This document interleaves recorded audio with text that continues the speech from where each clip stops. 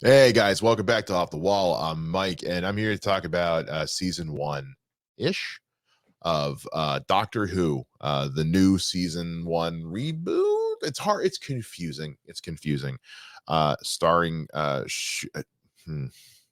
I have practiced this, and I'm going to get it wrong. So I'm pulling up Wikipedia so that I can have the phonetic in front of me. Because I used to be an English teacher, and I'm one of those nerds that's actually really good at reading the phonetic stuff on Wikipedia. So Shuti Gatwa, I know there's a way, and I saw a TikTok of him how to pronounce the N at the beginning, because I guess like even into his 20s he was pronouncing it wrong. So I tried getting that, and I as try as I might, I could not. So Shuti Gatwa as the 15th Doctor in Doctor Who. It's great getting to talk about Doctor Who on the channel, because I haven't gotten to at all, because I fell off Doctor Who kind of during the latter parts of Capaldi's season. It was fine. I like Peter Capaldi a lot.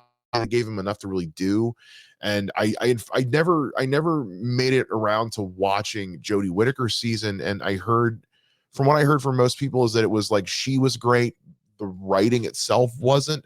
At some point I will probably try to go back and watch those, but for the most part, but other than that, I've been a lifelong Doctor Who fan. My dad got me into Doctor Who when I was like a freshman or sophomore in high school, because he grew up with Doctor Who. My dad grew up with Doctor Who when it was first on the air, and so he got me into it because we had got cable, and or we got satellite, and we had BBC America, which had started showing the Chris Eccleston, the Ninth Doctor, that reboot. And so my dad was watching it for the first time, and he was like, "Hey, you might like this." So he sat me down, and the first episode he showed me was, I think the episode is just called Dalek. It's the one in Eccleston's season where him and Rose encounter the Dalek in the museum. So that was the first episode of Doctor Who I ever saw. And what an episode to be your first episode, because even my dad afterwards was like, "Wow, that was quite an episode to introduce someone to." He didn't know it was going to be that. He was just like, "Oh, I was hoping it would be a fun one." I was like, "You got it." But that's the kind of Doctor Who that's my favorite, is when we get, like, I love fun Doctor Who. Everyone loves fun Doctor Who, but like the dramatic, like almost Shakespearean Doctor Who is what got me into it in the first place. So that's always my favorite stuff. And we got so much of both, the best of both kinds of Who in Doctor Who this season. I really was very blown away with Ncuti Gatwa's a portrayal as the Doctor, because I didn't know what he was going to bring. And as somebody who didn't spend any time with Jodie and wasn't around for all of Capaldi, my fondness for Doctor Who was based almost entirely off of Eccleston and Tennant and Smith. And I've gone back and watched other Doctor, like obviously, like I love the fourth Doctor, who does the scarf, and we'll talk about the scarf in a little bit. By the way, if you guys aren't aware, yeah. So yeah, love. I need to get into talking about the finale, or about the season, man. This was such a good. I loved the Christmas specials we had with Tennant and Donna, and but getting to see him as Doctor Who, or as the Doctor in this incarnation, there were so many episodes where I could feel different little bits of previous Doctors coming through. Like in the episode with the babies on the space station felt like such a Tennant episode. You know what I mean? That was such a Tennant episode to go through. When you get into, like, in the two-part finale, had Eccleston written all over it. Even his outfit was very Eccleston like, with the leather jacket. It was very, very like action ready. We even got like Sarah Connor-esque Ruby in the finale, which didn't know I needed that in my life, but cool. Yeah, we really saw it. We have that moment where he shows all the different versions of the Doctor's, face show up when he's talking to the Rogue, and we had so many homages to other previous Doctors. Not that Doctor Who has ever shied away from acknowledging its own past, but a lot of times once a new Doctor takes on the scene, we kind of have selective amnesia about the previous Doctors. Unless it's something like a Sarah Jane or a K9 popping up, we tend to just forget the stuff with the previous Doctors happened, except for nice little winks and nods here and there. This season was very much about like, no, I guess we're bringing back a lot of the old team, but like new Doctor, you know, new distribution model, a new attitude, a new take.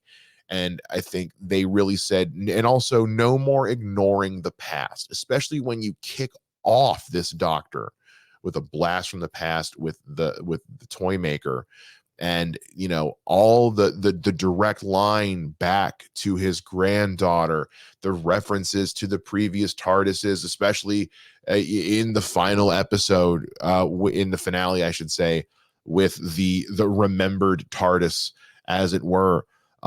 And then the scarf, and seeing like the untied bow tie, and the canine head that was on the wall, all these great wonderful callbacks to previous iterations of Who throughout the season. Throughout the season was all about origins and where you came from, and not forgetting where you came from, and embracing who you are now, but also like knowing what got you here.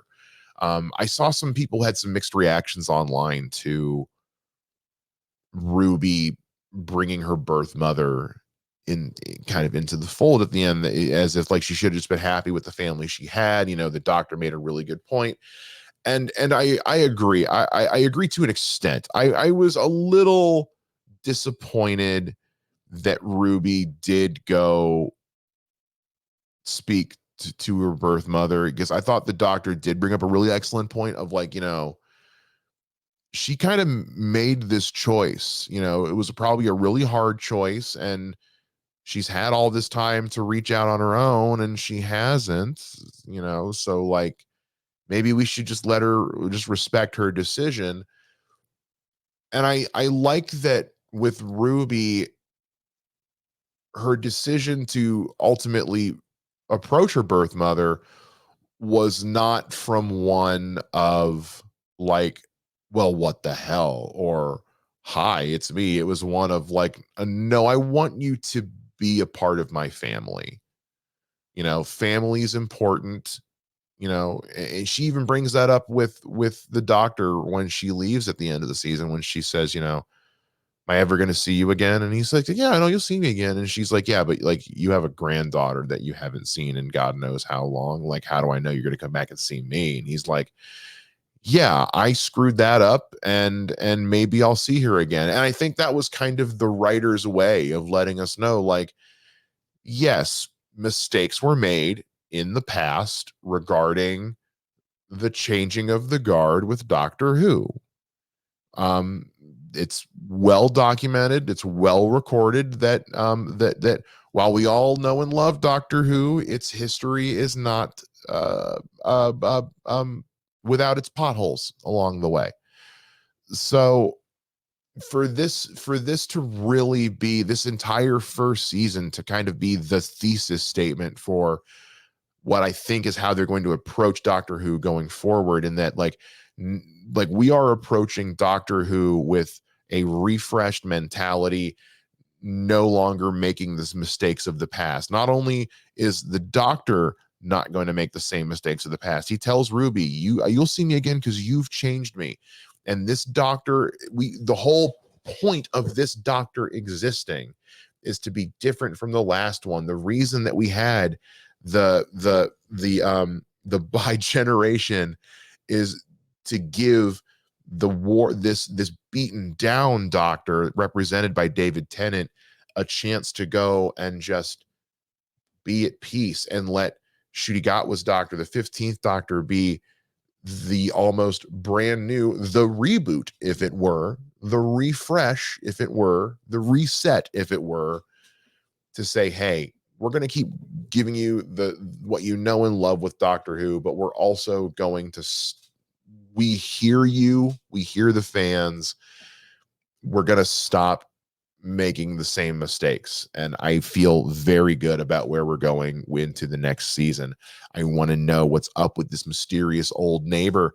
I want to know what her deal is. Is she Susan? Is Susan coming? Do we know? We don't know. We don't know a thing. And I have said this about a lot of things this year, whether it's stuff with DC, whether it's stuff with House of the Dragon, the boys, what have you. There's a lot of things going on right now that I can't predict what's going to happen next. And that's so refreshing. And I love that I get to kind of just go into stuff not knowing, not able to predict what's going to happen next. Wow me, surprise me. I'm here for it. Let me know if you guys are here for it too. Did you enjoy this season of Doctor Who? Did you enjoy the new companion? Did you enjoy the new Doctor? Please let me know what you guys thought down below in the comments. We'll see you guys again here next time on Off the Wall.